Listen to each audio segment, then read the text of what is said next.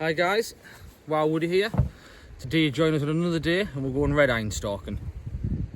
We're going out on Knoydart today, which is the hill behind us here. You can only kind of see the edge of the flats there, which is a big kind of flat plateau that builds up onto Knoydart. The wind's kind of swirling all around the place today. It's a bit of a southeasterly, southeasterly. So where I've seen them, which is over where we are here, there's a couple, maybe 3 or 4 hinds and a couple of stags over there. The wind's kind of pulling down into them, which is not exactly ideal, and I can't make an approach from beneath. So the plan is we're going to go up there and have a little look at them. There was another group of hinds further around, which for them the wind will be better. I've got the Estates Leica, what are they? Leica Geovids 10B42s with the rangefinders today. Thought I'd swap them out for my small Swarovskis. Or my Tika T3X 3006 with us today. It's my rifle. It's what I like to use. I shoot best with it. And we're using the bullets we were using are RWS Evo Greens, non-toxic ammunition. All the shooting that we do on Knoydart is non-toxic.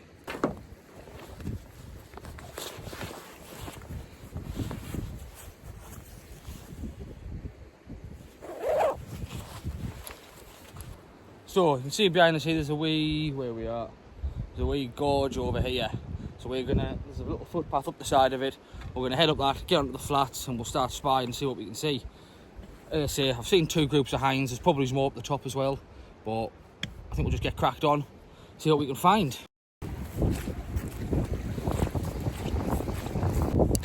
That's me over the fence now, shooting over the stile. Now we're coming through the grassy fence. This is a tree planting scheme that was planted maybe 30 years ago, I think, 35. Got quite a good population of roe deer in here, which we do manage every now and then. It's very thick in here, but the fence is starting to come down. Some stags are starting to move in. I imagine that'd push the roe deer out a little bit. Yeah, I'm looking forward to it today. Well, to be honest, I'm looking forward to it every day. There's not a day I'm not excited for. I mean, this is an awesome job, this. I do this for a living. And I get to film it and share it with you guys as well, which is one of the best bits actually, and show you what I actually do for a job.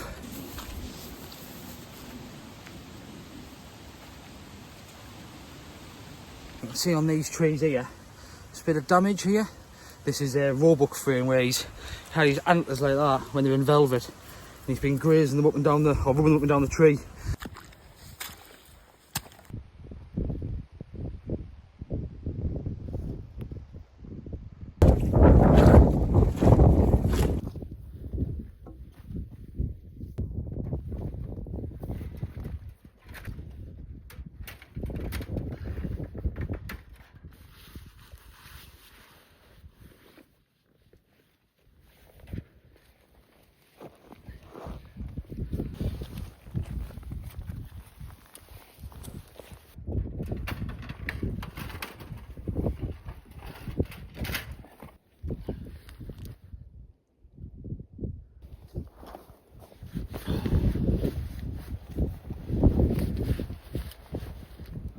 We're into the wind.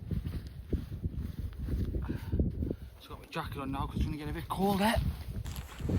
Right, that's just onto the flats now. So doesn't really look very flat, but this is a big flat plateau here. Knoydart in the distance you can just see there, and kind of the shoulder of it here. It's a big flat plateau, and these hinds that have been sitting just on the edge of it, kind of sheltering from the wind.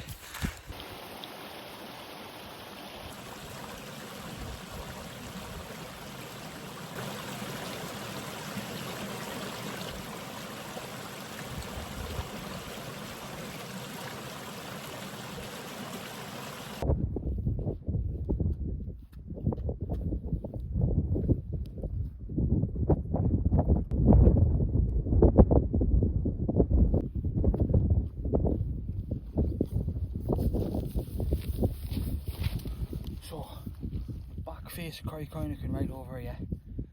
There's a group of hinds. We'll keep them in mind. We're not going to go for them just yet. I want to be heading this way for this other group.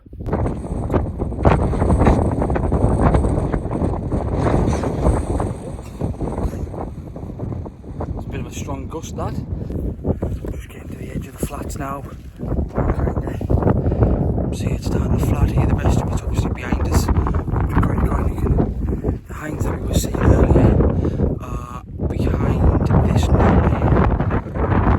So we're not far off. Oh, the wind. I hope you can hear me alright.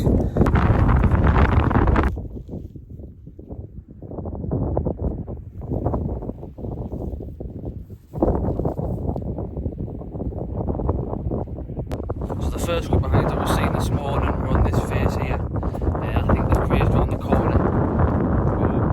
With the way the wind is, it'd be pulling down at them anyway. So I think I'm just going to leave these ones now. I'm going to head out to the second one. Don't want to push them too much because they might start running around the corner. So I had a comment on one of the videos the other day, the hind stalking one in the snow, asking us why we put our rifles in bags for when we're on the hill, just to give them a bit of protection.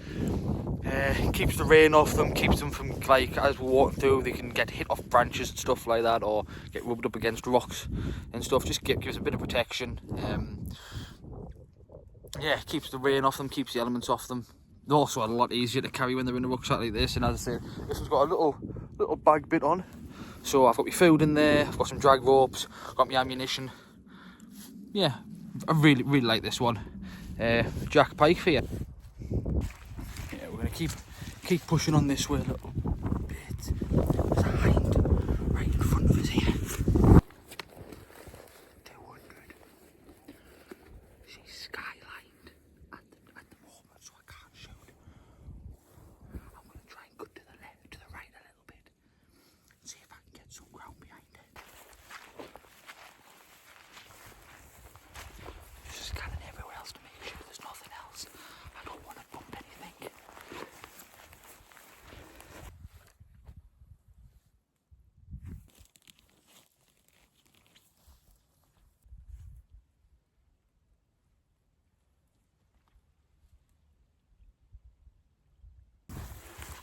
I'm going to try and stay in this lower ground here to come up onto one of the knolls there. She's still skyline, so I can't get a shot. But we'll keep pushing on.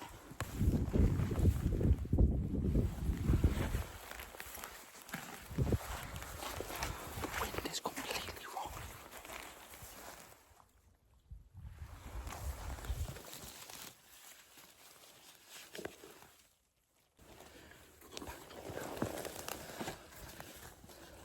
There's a little knoll just here. I should be able to get a shot.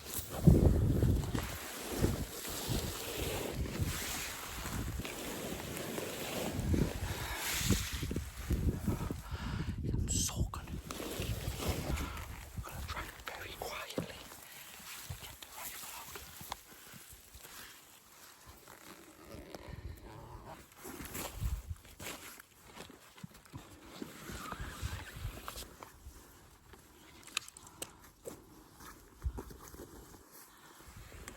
Put an extra round in, so that means I've got 3 in the mag, 1 on top.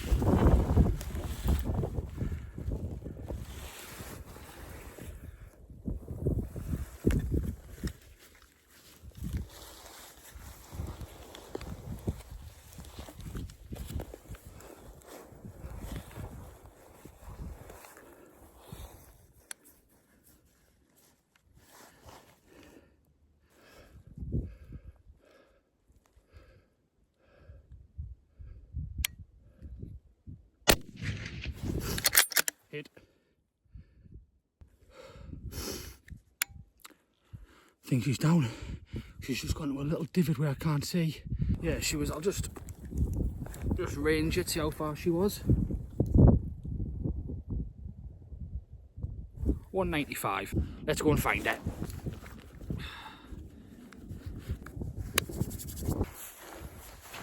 So just getting up to where she was.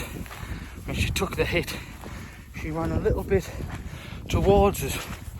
Not by much, but there's quite a lot of little divots and holes up here where she could have dropped into. So we'll just take our time. Where I'm going first is I'm heading to where she was when I shot her. I might find her on the way, which would be good, but what I'm looking for is I'm looking for blood, bits of hair, anything that I can start tracking her with. I don't think she needs it. Oh, there she is right in front of us.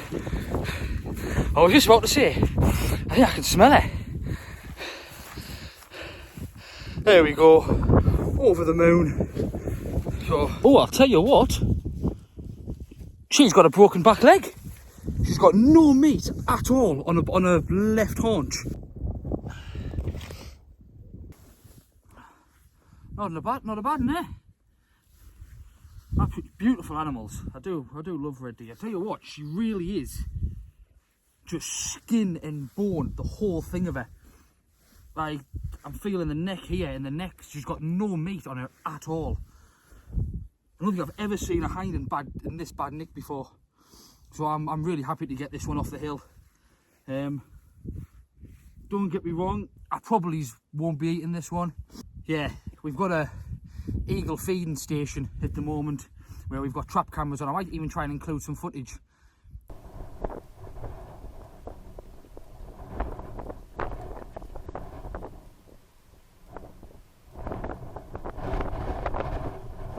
Any condemned beasts, stuff like this, you don't want to be eating this. She's in really, really bad condition. The eagles will love this. Get it back to the larder it, double check. I would like to see what's wrong with the back leg, see what she looks like inside, see if she's got anything else wrong with her as well. And then we can maybe put it on the feeding station later. I mean, I noticed when I was stalking into her as well, I was thinking, man, she looks really scraggy. She doesn't look very healthy, but yeah, absolutely beautiful animal. Right, so the first thing I'm going to do is I'm going to put her head downhill so her ass is uphill. That stops any of the blood going into the haunches. So, oh, yeah, it's definitely broken. I can feel it click. Oof. Here's my dad's little, I don't even know what it is, Linda 440. It's just a little crappy knife that he give us so Lewis could sharpen it. You can see there I've hit her in the shoulder, so it's broken the shoulder blade. Right, moment of truth, let's see how sharp this knife is. Whoa! Like a razor.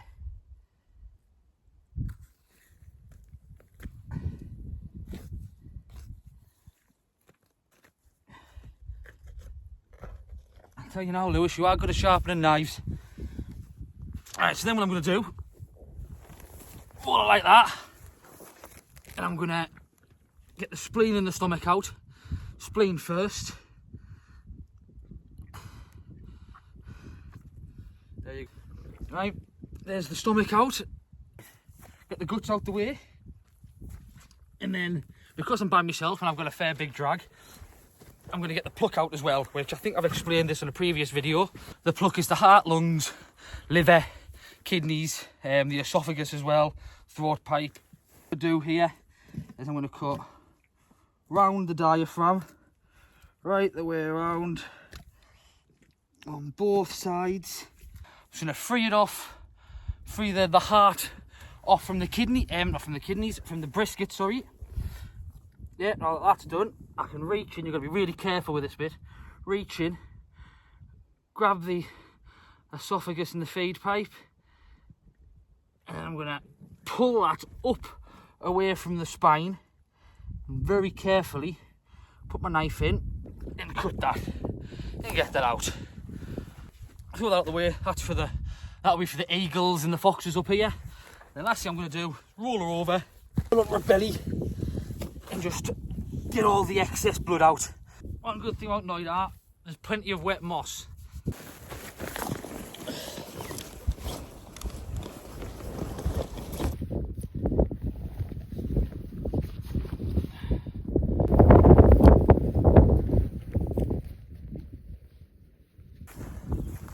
There we go.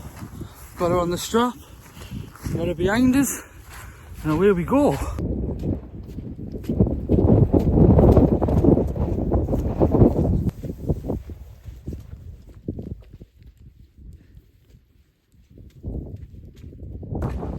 So we're just about to come to the edge of Corrytaki, which is going to be quite a steep drop.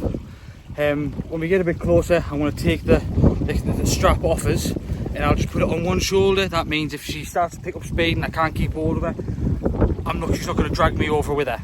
But I'm going to take my time really slowly. I'll probably let her like swing round and stop her, then I'll walk a little bit and let her swing round. Just walk along the hill a bit, and I'm getting my weight sorted, and I'm swinging her along the face because I want to be aiming for this gully. I don't want to get her stuck into the burn.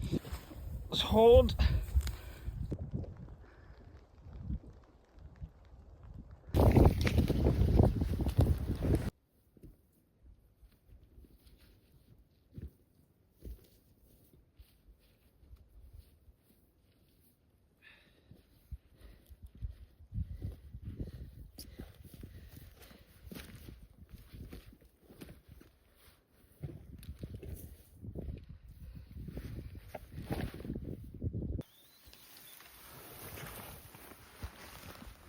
So I'm nearly at the bottom now. It's kind of where it starts to flatten out, where it gets a bit greener there. And then you can just see in the distance the river. That's where the road is as well. So once I get down here, I can put the strap back on and start beaching it back down to the road.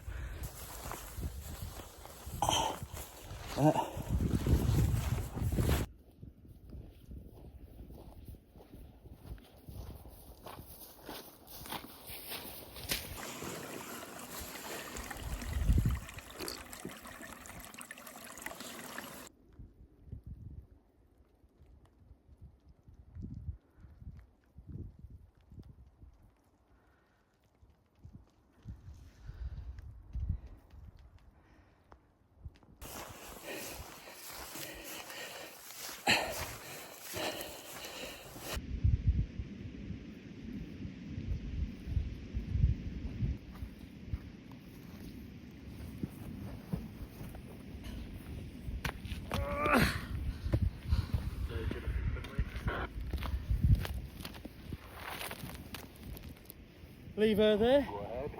Oh. Well, that's the day done. Up the hill, shot a hind, dragged it down, heading back to the Land Rover now. Yeah, it's been awesome. I've thoroughly enjoyed it today. And I think that's going to be the end of the video now. So, just like to remind you all to like and subscribe. If you enjoyed the video, give us a comment, tell me what you liked about it. But until next time, I'll catch you later. Everyone stay safe.